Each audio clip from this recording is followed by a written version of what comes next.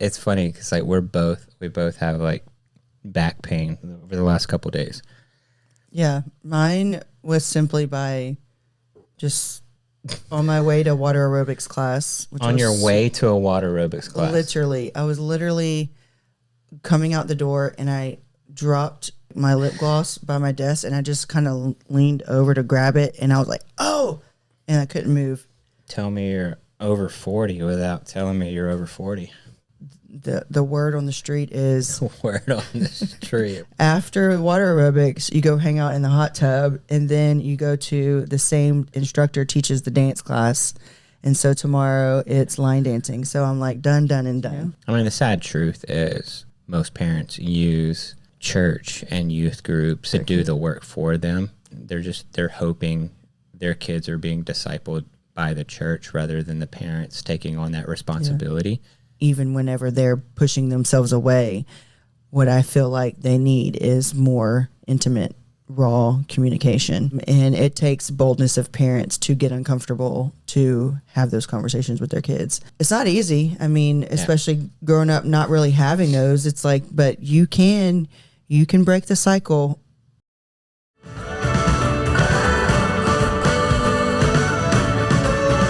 This is More Than Reality podcast, where we dive into all things faith, family, and marriage and share that there is so much more than the reality that you see on the surface.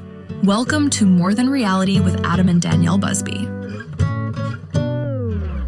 What's up, guys? Welcome to episode 88 of More Than Reality podcast. This is Adam and Danielle Busby. Yep, we're here. In a lot of pain. I think it's funny because like we both have like back pain over the last couple of days. Yeah, mine was simply by just on my way to water aerobics class. On your way to a water aerobics class. Literally, I was literally coming out the door and I dropped my lip gloss by my desk and I just kind of leaned over to grab it and I was like, oh, and I couldn't move. Tell me you're over 40 without telling me you're over 40. And this, I haven't hurt like this, I think, ever before, like as bad as it is. And then I did still do the water aerobics because I was like, I'll be in the water, it'll be fine. And I think it just kind of aggravated it more. But water aerobics was so fun. Water, was it just like a bunch of like old people? Uh-huh. It was just, I loved it. I mean, I was by far the youngest by 20, 30 years. Really? Class. Yes. So Ellen came with me because I wasn't going to go by myself. And so it was really fun. I'm already signed up to go tomorrow. It's good. And it was hard. What do you actually do during water aerobics? Can you break a sweat in water aerobics? Well, I don't know if it's really break a sweat because you're in the water. You just dip your head under if you're hot or whatever. But you do, like, I remember it reminded me a lot of like when I used to do like booty bar classes and stuff like that, where you're holding just like 2 pounds and you're doing a lot of like resistance and strength, like you're just like pumping. And so you got these like foam. So you're like holding them underwater. So you have the resistance from the water. Yeah, and there was 3 different levels of them. So there was teal, purple, and black, or teal, black. Yeah. And so all the other people, all the teal ones, which was supposed to be like the easiest one, they all were gone. And so I was like, okay, well, I thought the black was like the hardest. And so me and Ellen grabbed the purple one. They're like, oh, those are the ones that are the hardest. And we're like, whatever, we'll just do it. We wanted the teal ones, but then we saw all the fun grannies in there. There was men in there too. Really? Had all the teal ones. There was no teal ones left. They all took them. It's so fun though. I mean, I heard them talk about mahjong. They talk about bingo, line dancing. I mean, these are my people. So if you can carry on a conversation while you're working out. Well, you're doing a warm up, so you're basically making a whirlpool. And the instructor, dude, I'm going back just because of her. She was like, Adam, she was so fun. I want to hang out with her, actually. She had her confidence up so high in her swimsuit, bikini, had necklaces, her like hair bandana, and cowboy boots. So she was out of the water. She was out of the water. I mean, you can't know what you're doing if she's not up there showing you what to do. And then she would be dancing in between. She had good music too. She'd dance, and then all of a sudden she would jump in the water and be like on fire for like whatever. In the cowboy boots? Well, she took them off. No. But just the visual of her, I was like, I want to be in this class. She was fun. So I'm going to go back tomorrow, and I'm going to do another class of water aerobics, and then the word on the street is word on the street. After water aerobics, you go hang out in the hot tub, and then you go to the same instructor teaches the dance class. And so tomorrow it's line dancing. So I'm like, done, and done. I'm going to all of it. Hey. This is at the gym? Yes. They're having like bingo next week, like after class. They bring their mahjong and they play, like it is a whole club. And I am all in. You joined the club. Join the club. They're fun. I love old people. You know why? Because they say, and they can like one of the girls like, there was two, I mean, we're kind of moving around. You start moving. Next thing you know, you're facing the other way. You floated over here and whatever. So we have the noodle like behind our head and we're like floating. And that one lady has it under her arms instead of around her neck, like floating back. And she's like, I don't remember her name.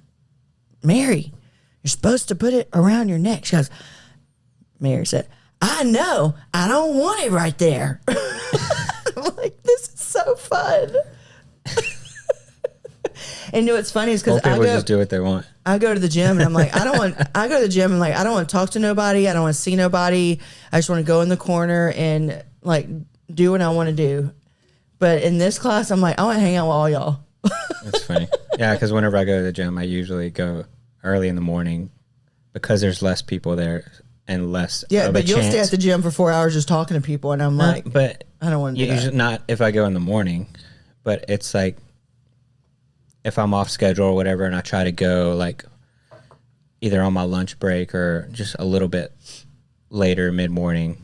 It never fails. There's always somebody that comes up and just wants to talk, and then it just takes forever. Yeah. Like I try to work out to where like I'm constantly watching my watch and getting like my heart rate. That's what I did. And I try to keep my heart rate in a certain range. But then if you like stop and like talking to somebody, then your heart rate comes back down, and then you gotta.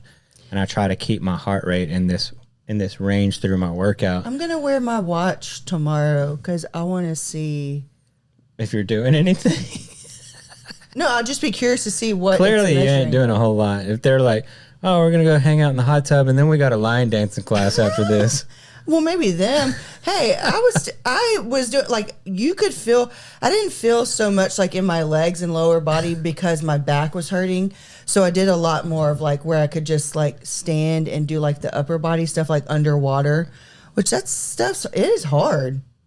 I would totally whip your tail in that. Okay. I would. I bet I would. You might have muscles, but you don't have strength. I don't have strength. Wait, you have muscles, but you don't have. So years of being a rescue diver and a yeah, lifeguard you can't do a handstand, but you got all those muscles. Free diver and like no. I don't have any kind of water skills. Like you really want to go toe to toe with me in the water. I didn't say we were holding breath and stuff. I'm just saying like pumping these weights and stuff under there. You do heavy weightlifting, but you don't do like resistant, like strengthening like that. You don't. That's why you never came to any of those cardio like booty like classes with me where I'm like, because guys don't go to classes. Yes, like they do. Not booty bar, but like they come to like Pilates and yoga. You could not sit here with 1 pound or holding a towel like this for 1 minute pulsing. You couldn't do it. I feel like we're going to challenge this. So that's what I'm saying. Remember I was like, you can't do a handstand. You can't do a handstand. Remember that? I just came across that video. I don't have balance like that for a handstand. No, it's and I've never practiced a handstand. You build muscle, but you're not building like whatever it's called. which is fine. You look great. I don't know what I'm trying to say, but someone else understands it. I'm just going to go back to the water pool aerobics, and they will be like, I know what you mean. Listen, all for your confidence, but listen, on Wednesday, I'm going to bring up needlepoint and see who does that. They just opened up a place here in Friendswood. I wonder which one of like little. I wonder which part of this group does needlepoint. That's my next interest. I'm sure half the group at least. I know it's kind of hard. Or crocheting. I don't want to crochet. That's my grandma did crocheting. I've had a lot of electrolyte drinks over the years, especially with everything I've had going on health-wise. And honestly, Cure is one that I keep coming back to. One of the things I love most is how simple and clean the ingredients are. It's coconut water and pink Himalayan salt doing the work. Not a bunch of sugar or ingredients I can't pronounce. And the taste is honestly what sold me. So many electrolytes taste either way too sweet or way too salty, but Cure is just really refreshing. My favorites are lemon and berry pomegranate, but I've tried several flavors and they're all been really great. And even our girls love it, which says a lot. We keep packets in sports bags in the car or around the house because they're constantly outside playing, practicing, or hanging out with friends. It's become a staple in our daily routine. I drink it to help restore the minerals and electrolytes my body needs, and it also helps me stay on top of hydrating during busy days when it's easy to fall behind. And Cure Hydration is officially in Target now, which I'm pretty excited about. We stocked up recently, and honestly, the 6 girls in the house were constantly restocking. So next time you're at Target, grab a box for yourself or get 20% off at curehydration.com with code MORETHAN. Real ingredients, real hydration. So I told myself this week I would wake up every day with an alarm. So I'm 2 for 2. Good job. Good job. Now say it with a lot more. Less condescending. Yes. So tomorrow I'm going to wake up with an alarm too because I'm going to water aerobics. When did your alarm go off? 8:45. I got up, 8:45. How many times did you hit snooze? I didn't because today I knew I had to get up because I had my Mingo call. We haven't all 3 chatted. And they were like, Manny doesn't know how to use FaceTime and call multiple people, which is really simple. Oh, yeah, because she has an iPad now. Yeah. And then Priscilla was like, Danielle's not going to wake up. And so I FaceTimed them, and Priscilla's like turning light on, getting out of bed. She's like, I just knew Danielle wasn't going to get up, so I wasn't getting out of bed until she called. But I hadn't talked to them, and like I haven't caught up with them. And Priscilla just got back from the Mozambique mission trip, and so I wanted to hear about that and like all the things. So just life catching up. And the only time we were planning to do it yesterday, and then it didn't work, so I was like, I have to do it because today's busy anyway, and so I'm back on like life schedule. But I will say, I love me some naps, but I have not been sleeping well because of the man sitting next to me who snores and snores and snores. I can't do it every night. Someone who can come sponsor this podcast and give us all the things to help Adam stop snoring. Yeah, because I tried those things that go in your nose, but they irritate me. I don't care. And babe. And then like so in the middle of the night, and most of the time I don't even know it. I just do it in my sleep, but I'll rip them out because like it like hurts. Like if I like I turn over in on my pillow and it like pushes because it's like hard plastic and it's like in your nose. I had babies. My body, but your nose is super sensitive, and there's like so is the blood body. Vessels close to the inside. So is the bottom area of women who have babies. I'm gonna win. I'm not equating it to childbirth, but it's like you're like though this little it's nose uncomfortable to sleep in. Listen, what's more uncomfortable? What should be more uncomfortable to you? I'm not saying this is excruciating painful. I'm just saying wear them. No, because they constantly wake me up. So it's like, okay, I don't snore, but then I wake up all night. So because it bothers me. So the other option is my wife stays up all night and he wonders why I can't get up in the morning. The past 2 nights, I have not been able to go to sleep if I'm going to sleep till like 3 a.m. I go to sleep to the sound of you snoring. No, you don't, babe. I'm not gonna lie. I have woken up a couple times To yourself in my snoring. life, being like, man, I was in such a deep sleep. I snored. Like, thank you. I want to sleep like that. That's how I know you're asleep every night, is because you're snoring. Yeah, which doesn't happen often. It happens every night. That is not true. 100%. I've been trying to. I'm gonna start recording you then. Okay, I've been taking like Unisom and stuff to try to make myself go to sleep, and I can't go to sleep till like 3 o'clock because I can't stop slapping you. I did recall one at least one time last night you like hit me. One time, literally, I'm like, I told you, I leaned over and I was like, I can't do this every night. You remember that? What was funny is I was kind of awake, and I was like, I wasn't just snoring, because I was kind of awake whenever you did it. So I don't know. You always say that, and it's not true. Anyways, wear your nose snore I'm stopper. putting those back in.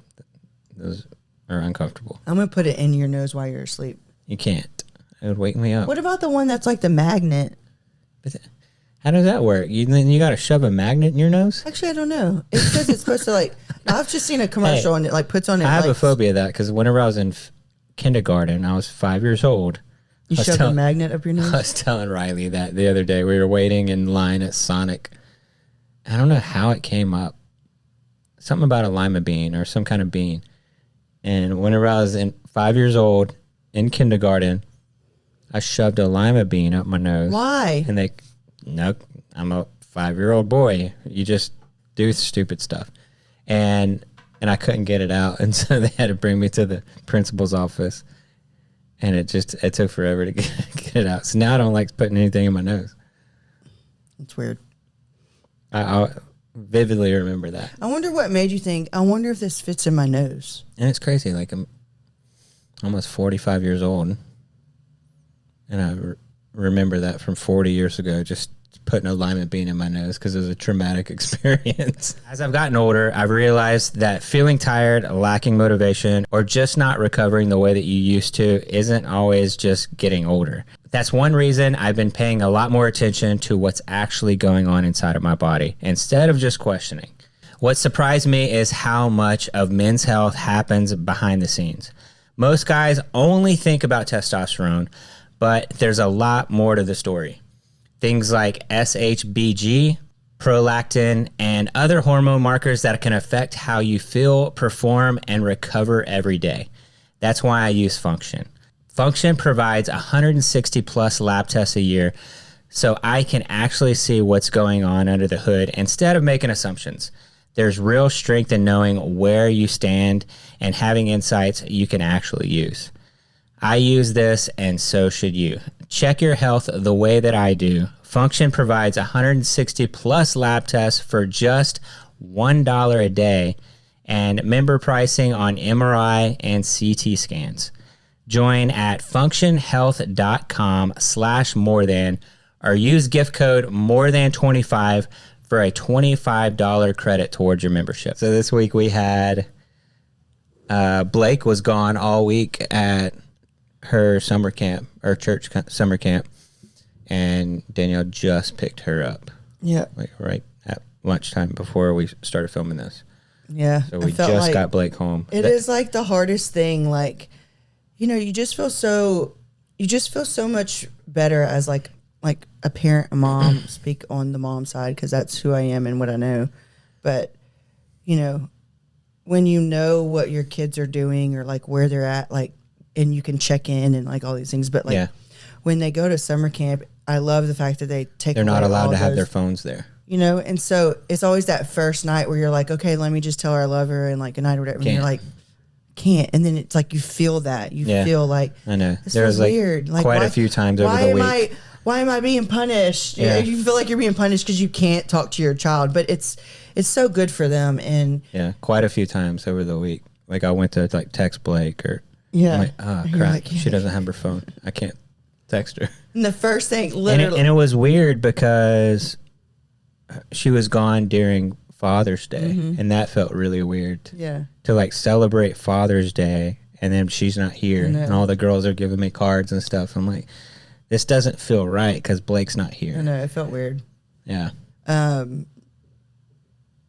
I forgot what I was going to say. Oh, so while she's gone, every time she's somewhere, the girl, especially when they know she's going to be gone for a couple of days, the girls are like, can I sleep in Blayke's bed? I want to sleep in Blayke's bed.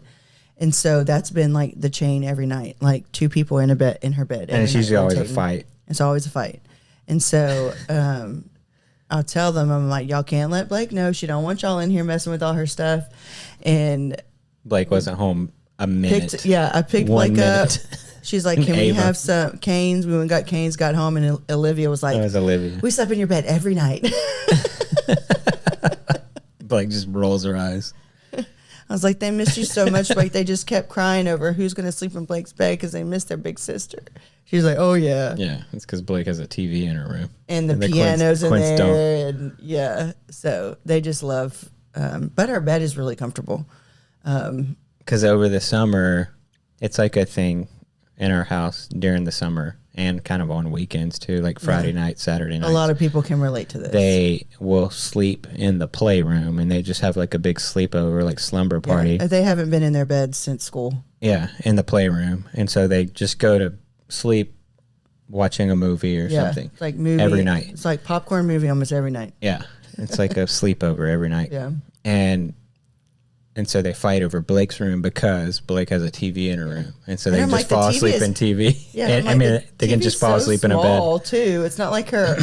It just feels really small. But I'm like, why did you want to watch it in there versus like the TV room? You know. Anyway. So, yeah. What else? She came back from camp, and I'm sure she wants to come home and never fails. I'm sure she's gonna end up getting sick. She already got a lost voice, like hoarse and stuff. But there's been so many kids there. They always come back from camp and like they get sick. I wonder if that's a thing because I feel like every time I get like a sore throat from like yelling and stuff, because that's what kids do at summer camp. They have their big events or whatever, and they're screaming, or their rec events. And they all come back with no voice. But every time that happens to me, I always end up getting sick. Like a couple days later, it's just like the irritation in your throat, and then I end up getting like a head cold or something. Yeah, I remember last year she was sick for like 15 days. Like she had like that cough and congestion like forever, like blowing her nose like forever. But yeah, it's decided to get her back. I felt like she got taller. I'm like walking next to her, and then I'm like, I can't help you with your bag because I can barely walk. My back hurts. So I was like, I'll try to help you put it in the cart. By the way, you need to get her suitcase out. Yeah, I gotta load a bunch of stuff up. But it was exciting to just hear stories, and I know there's a lot more to come. Like she's probably showering, like gonna be sleeping like the rest of the day. Yeah. And then just vegging out, I'm sure she's extremely exhausted. Yeah, that girl likes to sleep just like her mom. But then whenever you're at summer camp, like you're on a strict schedule, and they have to wake up early. They're staying up late. Yeah, she said that the boys got in trouble because they were throwing apples or something, and last night or 2 nights ago or whatever, and I guess somebody had like a water balloon and was reusable water balloons, and like she threw it, and then they came back with like apples, and one hit her in the butt, so she's got like this big bruise. Hit Blayke in the butt? She's like, he was throwing it like a baseball too. Jeez, you hurt somebody with that Yeah, apple. they're like, run, Blayke. She's like, I can't. Hard enough to give you a bruise? Yeah. They're humming it. But she said they got in trouble. They had were storing like 50 apples in their room. Oh gosh. Boys will be boys and stick lima beans up their nose. Yeah. But yeah, it was good to just get a couple little updates so far from it, and I just listened to her, and I think like it's just so it's so hard to like, I don't know what I'm trying to explain, but like having your daughter, your firstborn too, you know, it's kind of like sets the tone and all the first with. Yeah.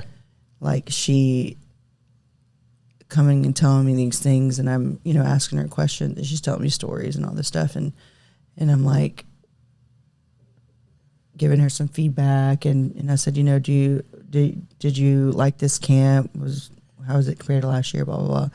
And she said this year I felt like I was used more for others than like receiving for myself. That's good.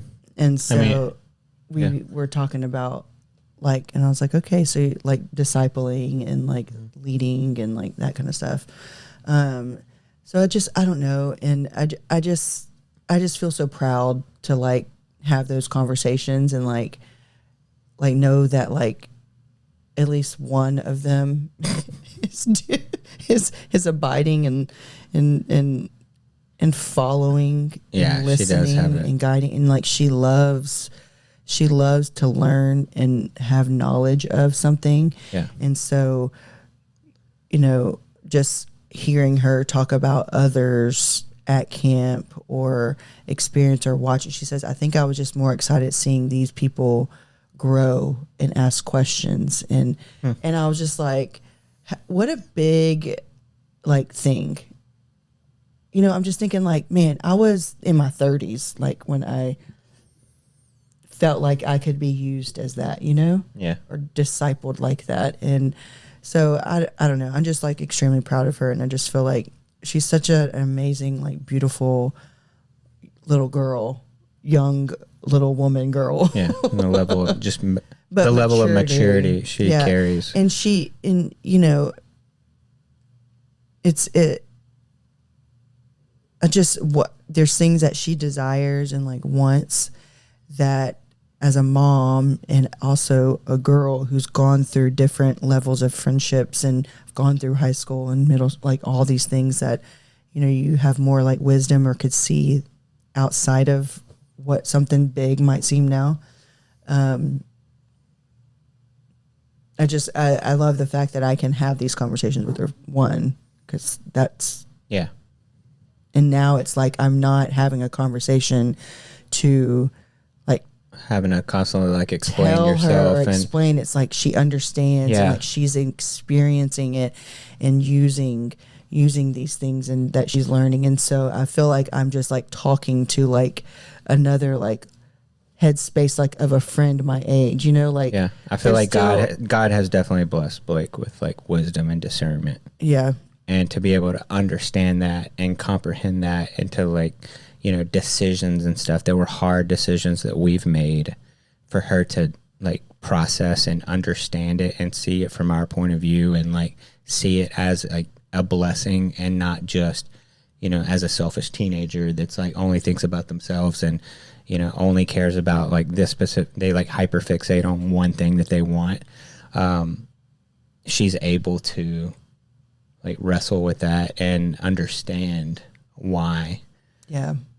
Like more than any other teenager I've ever And like, I think seen. And some that's of it a blessing for a parent to have a kid that understands. And it doesn't mean that I mean, even today as an adult Christian, it's we still don't know everything, and we're always going to be on a growth track spiritually, and you know, but she has such a desire to share the knowledge that she's learning. Yeah. But it's hard because some of the people around her don't know Jesus in a level. And so there's like, I mean, I remember this, like there's this level of just like timidness. Like, do I cross that line with this person and talk about this, or how is it going to be received? Yeah. And so I think she said that was like the highlight of camp, was like just being able to witness and be there and have conversations with friends who are growing and having like these huge milestones and like releases and confessions, and you know. That's awesome. So like how, I mean, I'm just like, you didn't even go there receiving something. Like, She's- ask, like, Blake's always been that kid that, whenever we were thinking about having the quints, I mean, having one more, not the quints. Blake's just been that kid that's just different. She's like set apart, that made us feel like we were such great parents because like everything came so easy to her, and she was just way more mature beyond her years. Yeah. And high school's hard. High school's hard, especially with moving cities, moving districts, moving schools, new people, and she's met friends and whatnot. But I mean, there's been a lot. Her life is hard, and I think what's hard for her to understand too at times is that she is encountered with other people who might, which we talked about this in the car, who might not agree with our lifestyle. And in certain situations, whether it's at school or at church camp or at the movie, like whatever, she can feel the weight of someone not agreeing with our values, and that affects her in a way of like, what do you mean our values? Like, people, like, we love Jesus, we love our family, we have a podcast, we're a public life, we've shared our life for viewers, and just think of old neighbors who didn't like us because of the way that we shared our life. So as our kids get older, they will start to feel that if this person doesn't agree with that they immediately assume they don't like her. Because I don't like how you are. We get this as parents, but now it's like she is getting like, well, I don't understand. I didn't do anything wrong, or I don't know this, but like, why doesn't this person like me? And it's because they don't know me. They don't know you. They are assuming. And so we had this conversation, not specifically about us, but like about other people and other friends. Like, what is the first thing people think about whenever they, like, your name comes up? Like what we just talked about at church, like, modeling the life. Like if someone was to, what's the word? Copy or what is mimic? Mimic, yeah. Like, what are you showing? Like, are you mimicking the life that you hope someone would say is fruitful and faithful? And so those are things that I guess you don't necessarily like really think about, like in the midst or the mindset of like when we're doing things. But we constantly tell our kids, like, we feel called to share our life. We feel called to tell a story. And I just, once again, was like, and I told other people, like, and I said, Blayke, I was like, one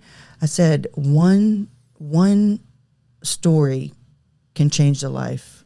Oh, yeah. And she was like talking about like the 5,000 and the woman at the well, how Jesus came to that one woman and then she believed and then she went and told. I was like, it just takes one person to make a change. And I was like, so if there's situations or you feel like you might be put in places or I said, same for me, like sometimes they are hard and to have those conversations or bring up that question to a friend or to hold them accountable. Or I was like, but sometimes it just takes one person to stand strong, Yeah. And she's very much leader.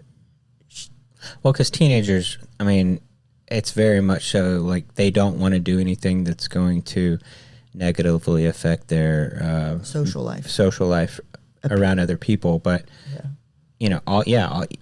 typically all it takes is like one person to like encourage you or whatever, and then you're like, okay, like I can do this, or this wasn't so bad. And you get so in your own head about everything else around you and what everybody thinks of you for making a decision or choosing to not live a certain way.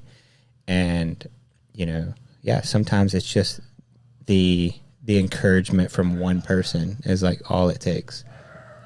especially for a teenager. I mean, that's like such a big deal.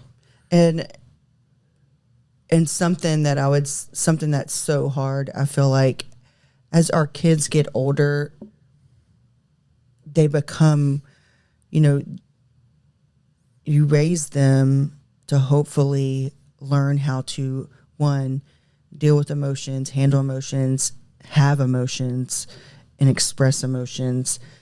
But also being vulnerable is so hard just in general. As a human being, it's hard to be vulnerable. But when your kids are getting older, and what we experience with her, because she's our oldest, is that like they have to, you can't just tell them anymore. You can't tell them necessarily what to do. Yeah. But you're teaching and hopefully molding them to be able to discern and decipher, like, I'd rather do this than that. Yeah. How to choose right from wrong. And I would say, like, we've been very blessed, and we said this from the very beginning, like, God has created someone very extraordinary and special with her. And she's very set apart and very different than I feel like any of our other 5 girls, right? And so I just imagine what the world will be for her as, she's an adult and on her own, and like all those things. Like, she has so much going for her, like, but also as a teenager, you feel a lot of like pressure and around you with your peers and the social media world and the Snapchats and like all these things that look so fairy tale and perfect and fun.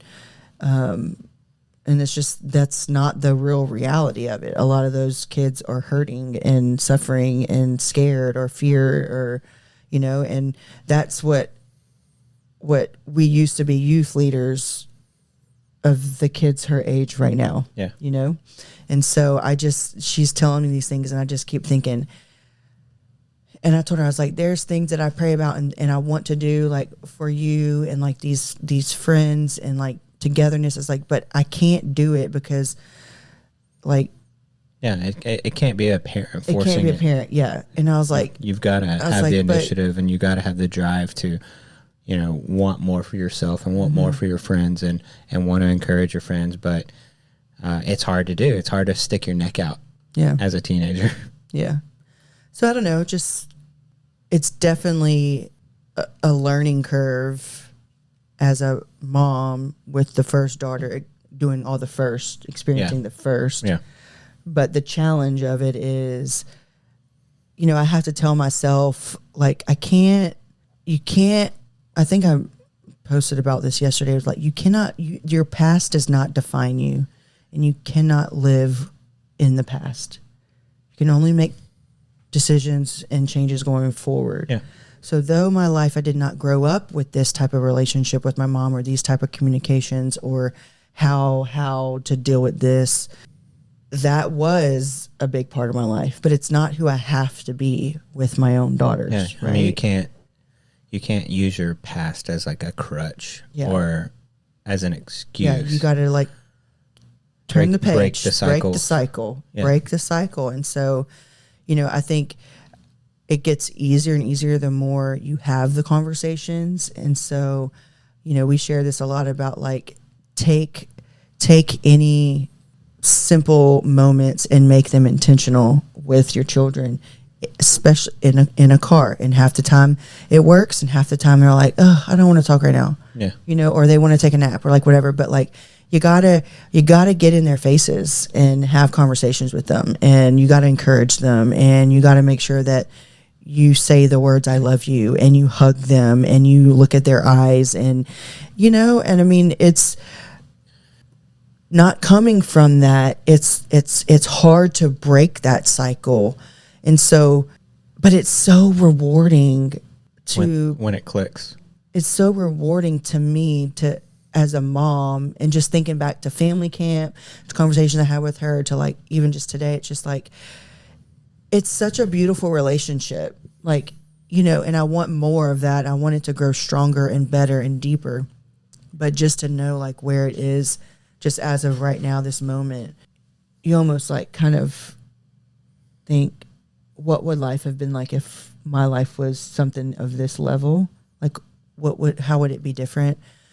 But yet that wasn't life. So what do we want for our own future with our kids? And how do we want them? What are we doing to raise them to be the people that we wish we were, in a sense? Not making them, but wish I had that relationship like this. Wish I had the friends like this. Wish I had these. And it takes mom and dad having those conversations and asking them questions. How many of these parents would you say picked up their kid and say, how was camp? They're going to say, how was camp? You have fun? Tell me about it, blah, blah.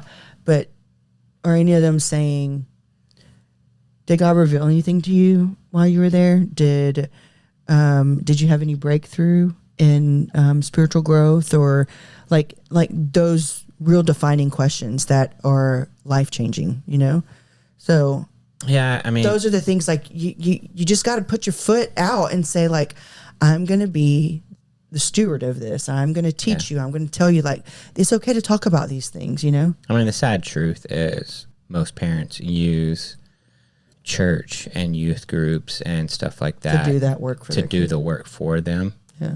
That's the sad truth of it. They're hoping their kids are being discipled by the church rather than the parents taking on that responsibility. Yeah. And it's not the church's responsibility. It's the parents, with the church being an extra. A lot of parents out there, they may not be there spiritually to be able to like handle that conversation. Right. And that's part of what our conversations were today. Like, their families aren't this.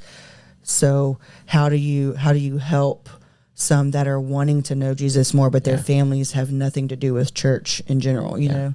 Yeah. So a lot of the kids that she probably went to camp with, the parents and the families as a whole rarely go to church together. Or at all, or even Christians, Yeah.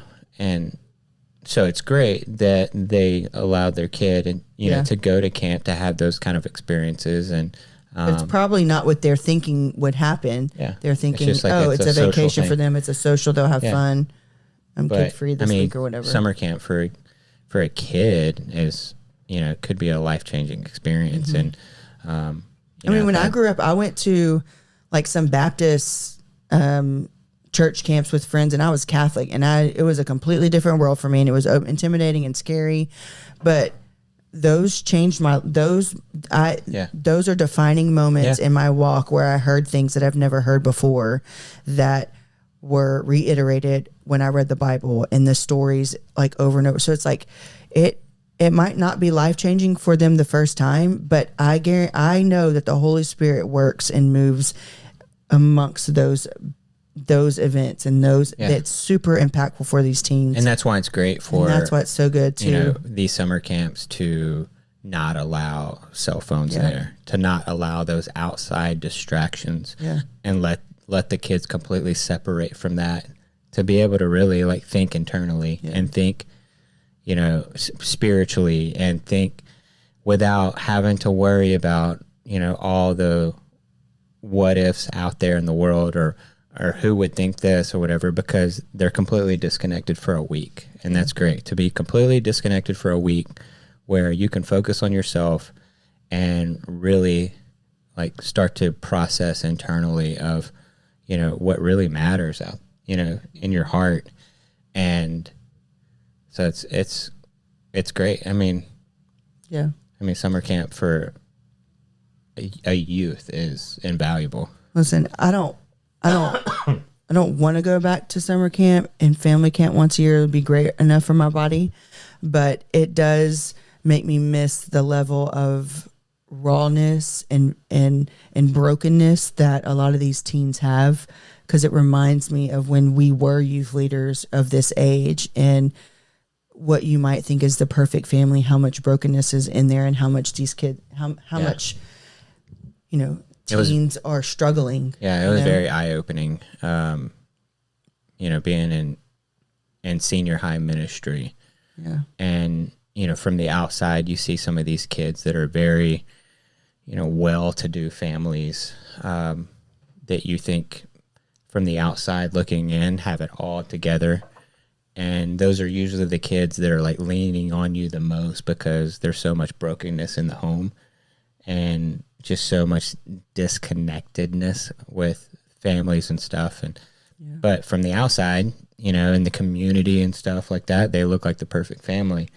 And so you just never know what's going on with somebody, you know, talking about earlier, like outside expectations or outside, you know, the way that people perceive you, and they just think they have you figured out. And there's so much more to you, to that reality of who you really are. I mean, I remember so many conversations that I've had with people, new people that knew us from social media or TV or whatever. And then you spend a weekend with them somewhere or at an event and you really get to know them. And then, you know, at the end of it, they're like, man, like you were so much different than like what I thought you were going to be like. And so, you know, that's a big thing to take away is like, you know, like get to know people. I mean, you never know what somebody's truly like, especially if you see them on social media, especially if you know, just hear about somebody from other people. Like get to know them, like take the time to get to know them because, you know, it's worth it. Yeah. So I think, you know, this podcast definitely drifted on to a different topic than what I had planned, but that's okay. I think for, you know, those listening, like of parents, teenage parents, like really any age parent, I think one of the best things that you can do for your kids, one, is always pray for your kids. Yeah. That's something that is super special, and I feel like is like a gift that we can do, is just pray for them and over them and with them. But also just don't assume that because they are a certain age that they have figured it out or that they know this or that they can do something. Because in all honesty, sometimes what they want most is to be with you, even whenever they're pushing themselves away. What I feel like they need is more intimate, raw communication. And it takes boldness of parents to get uncomfortable to have those conversations with their kids. And it's not easy. I mean, especially growing up not really having those, it's like, but you can break the cycle in your family if that's what you want. And don't live by what you were born into, raised into, what life was. There's always, you can't change the past, but Hakuna Matata. You know, go forward. Make if you want better for your family, then do better. Have harder conversations. Be more intentional. Be more relational. Be more present. I mean, all these things, like this is your legacy, like your family, you know? And I think that there's no greater gift than to be able to, you know, Jesus gave up his life for us. So what am I doing that's wasting away? What like there's so much of our days, like, and this is just on my head topic, just because one, Blayke coming back from camp, but also talking with Priscilla this morning about coming back from Mozambique mission trip. And so just like being on fire for God over there with, you know, the slums and, you know, it's like we are so privileged in so much of this world, and yet they have nothing, but their faith and their hearts are so grand. Yeah. And yet and also just like I was saying with Blayke, like sometimes it takes one person to make that conversation or to share or to something, you know? Yeah. I mean, because we worry so much about comfort. It's that one thing. Yeah. It just takes one person to be bold, because there are people who don't know. Yeah. Don't know, you know, about Jesus, or that you don't have to do works to be loved. You don't have to perform to be loved. You don't have to pay for your way to heaven. Like, it's all been taken care of, you know? So, anyways, That's good. any other thoughts for today? No, I mean, we had like an idea of like what we were going to be talking about today, but I think just, The moment took over. and we yeah, just I mean, went it with just, it. Hope yeah, this is I mean, okay with you it guys. the podcast just took a life of its own whenever you're just kind of talking about the week and stuff. And, that's what happens a lot. I mean, we may have an idea what we're going to talk about that day or an outline of, a subject that we're going to hit. And then, you start talking about and processing, even just like highlights of the week. And then the podcast can take a completely different direction. So. Yeah. I think that's good. I think people can relate to this and hopefully take something out of it. I mean, that's always the hope of why we're doing this is that, just like we tell our own kids in a family, we're sharing to share, and hopefully that the Holy Spirit will work through something that we say and it impacts someone's life. Yeah. I mean, it's not about us. Yeah. Somebody may be completely bored by a certain conversation that we have, but then you'll get, a dozen messages from people like talking about how much that spoke to them right now going on in their life, like whatever's going on. And so, that's why we just let the conversation flow, just because you never know what, the Holy Spirit may just like lead through a conversation like, hey, I think you should talk about this today. There's probably somebody out there that needs to hear what you're talking about, or, whenever you're dealing with, teenage kids and raising kids, and there's stuff that we can glean from everybody's situation and what other parents are dealing with right now. And I mean, so many parents out there are dealing with this kind of thing right here. Yeah. So, and I think just remember, like, if you want better for your family, look at your surroundings, look where you place yourselves, look at who are the people you place yourself around, because those are the people that are you. You are who you hang around. You are who you place yourself around. Doesn't mean you want to be, doesn't mean that's what you desire for your family. But I would say open your eyes, take a view of it, and if you want different, make some changes. yeah, Mic drop. it's good stuff.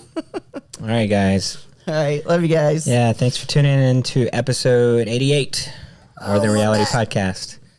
Danielle's got a date with a water aerobics class. Yes, I do. All right, we'll see you in the next Bye, one. guys. We love you guys.